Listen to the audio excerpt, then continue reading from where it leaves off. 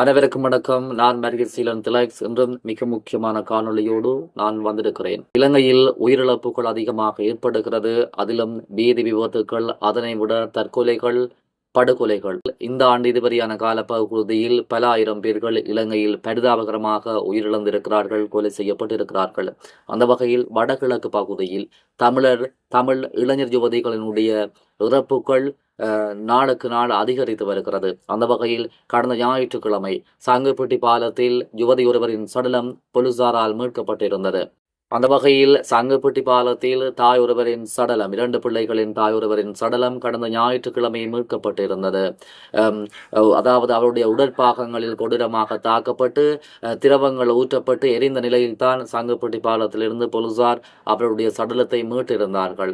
ஆரம்ப கட்ட விசாரணையில் பல விடயங்கள் வெளிப்படுத்தப்பட்டிருந்தன. தன்னுடைய நண்பிகளுடன் பிறந்த நாள் வீட்டிற்கு செல்வதாக கூறி அவர் வீட்டை விட்டு புறப்பட்டதாகவும், ஆனால் அவர் புறப்படும் போது 10 பவுனிற்கு அதிகமான தங்க நகைகளை அணிந்து சென்றதாகவும் ஆரம்ப கட்ட விசாரணைகளில் தெரிய வந்தது.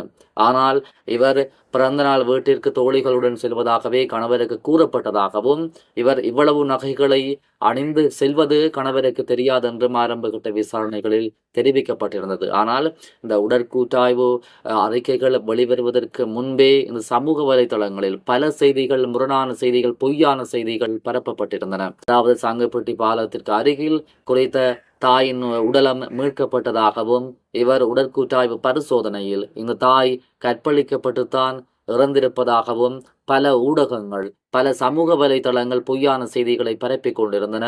ஆனால் உடற்கூட்டாய்வு பரிசோதனையின் பின் குறித்த தாயின் மரணத்தில் பாலியல் துஷ்பிரயோகம் இடம்பெறவில்லை. அவர் கொடூரமாக படுகொலை செய்யப்பட்டிருப்பதாகவும், தண்ணீருக்குள் அவரை வீசிய போது மூச்சு திணறல் ஏற்பட்டு அவர் பலியாகி இருக்கலாம் என்றும் உடற்கூட்டாய்வு பரிசோதனை தெரிவித்திருந்தது. அதற்கு பின்பு குற்றவாளிகளை தேடி போலீசார் விசாரணைகளை ஆரம்பித்திருந்தார்கள்.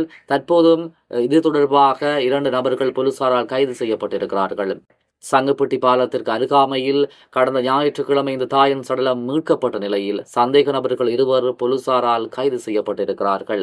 குறித்த பெண்ணின் சடலம் உருக்குலைந்த நிலையில் கடந்த ஞாயிற்றுக்கிழமை காவல்துறையினரால் மீட்கப்பட்டிருந்தது. யாழ்ப்பாணம் காரைநகர் பகுதியைச் சேர்ந்த 2 பிள்ளைகளின் தாயாரான சுரேஷ்குமார் குலதீபா 36 வயது. இந்த பெண்ணே இவ்வாறு சங்குப்பட்டி பாலத்தில் கடந்த ஞாயிற்றுக்கிழமை சடலமாக மீட்கப்பட்டிருந்தார். சடலத்தின் மீதான உடற்கூற்று பரிசோதனைகளில் அவர் சித்திரவதை செய்யப்பட்டு படுகொலை செய்யப்பட்டது உறுதி செய்யப்பட்டது. சமூக வலைதளங்களில் பொய்யாக பகிரப்பட்ட தகவலான இந்த குறித்த தாய் பாலியல் துஷ்பிரயோகம் செய்யப்பட்டு தான் படுகொலை செய்யப்பட்டதான செய்தியில் எந்தவிதமான உண்மையும் இல்லை. ஆகவே உண்மை தன்மையை அறிந்து சமூக வலைதளங்களில் செய்திகளை பகிர்பவர்கள் செய்திகளை பகிர வேண்டும். ஒரு பொய்யான வதந்தியை பரப்புவதால் சமூக வலைதளங்களில் உடனுக்குடன் அதிகமாக அந்த செய்தியே பரப்பப்படும், அதுவே உண்மை என்றும் கருதப்படும். ஆகவே சமூக வலைதளங்களில் செய்திகளை பதிவிடுபவர்கள் உண்மை தன்மை தொடர்பில் மிகுந்த அவதானம் செலுத்த வேண்டும். ஆகவே இந்த சங்குப்பட்டி பாலத்தில் சடலமாக மீட்கப்பட்ட தாய் துஷ்பிரயோகம் செய்யப்படவில்லை, நகைக்காக கொடூரமாக படுகொலை செய்யப்பட்டது உடற்கூற்று பரிசோதனைகள் தெரிய வருகிறது. வீட்டிலிருந்து புறப்படும் முன்பு 10 பவுனுக்கும் அதிகமான தங்க நகைகளை அவர் அணிந்து சென்றதாக தெரிவிக்கப்பட்டது. ஆனால் சங்குப்பட்டி பாலத்திற்கு அருகில் இந்த தாயின் சடலம் மீட்கப்பட்ட போது அவர் அணிந்திருந்த நகைகள் எதுவும் காணப்படவில்லை என்றும் போலீசார் தெரிவித்திருக்கிறார்கள். அந்த பெண்ணின் தலையில் கொடூரமாக குத்தப்பட்டு முகம் உள்ளிட்ட பகுதிகளில் எரியக்கூடிய திரவம் ஊற்றப்பட்டு எரிக்கப்பட்டு கடலுக்குள் வீசப்பட்டிருக்கிறார். அவரது நுரையீரலில் நீர் புகுந்து மூச்சு திணறலால் உயிரிழந்தது உடற்கூறாய்வில் தெரிய வந்திருக்கிறது. இதையடுத்து போலீசார் மேற்கொண்ட மேலதிக விசாரணைகளின் அடிப்படையிலேயே தற்போது 2 கைது செய்யப்பட்டிருக்கிறார்கள். கைது செய்யப்பட்ட 2 ஒருவர் பெண் என்றும் தெரிவிக்கப்பட்டிருக்கிறது. ஏனென்று சொன்னால் குறித்த தாய் வீட்டை விட்டு புறப்படும் போது தன்னுடைய கணவருக்கு தெரிவித்திருக்கிறார், தான் தோழிகளுடன் பிறந்த நாள் வீட்டிற்கு செல்வதாகவே தெரிவித்திருந்தார். ஆகவே இந்த தோழிகள் மீது போலீசாருக்கு சந்தேகம் வந்தது.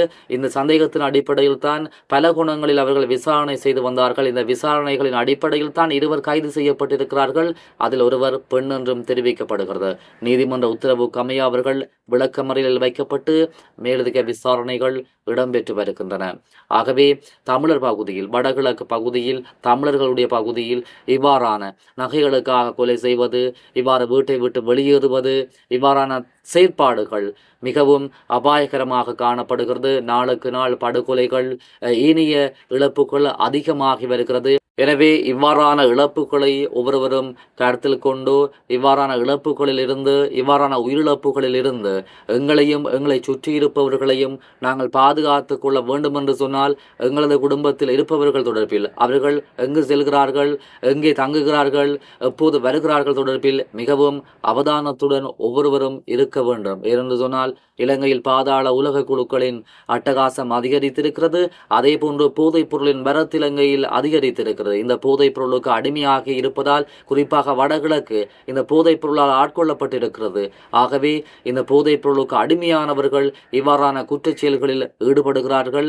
இதிலிருந்து நாங்கள் மீள வேண்டும் என்று சொன்னால் எங்களுடைய பாதுகாப்பு தொடர்பில், எங்களது குடும்பத்தில் இருப்பவர்களுடைய பாதுகாப்பு தொடர்பில், கணவன் மனைவி தொடர்பிலும், மனைவி கணவன் தொடர்பிலும், கணவன் மனைவி பிள்ளைகள் தொடர்பிலும் மிகுந்த அவதானமாக இருக்க வேண்டும்.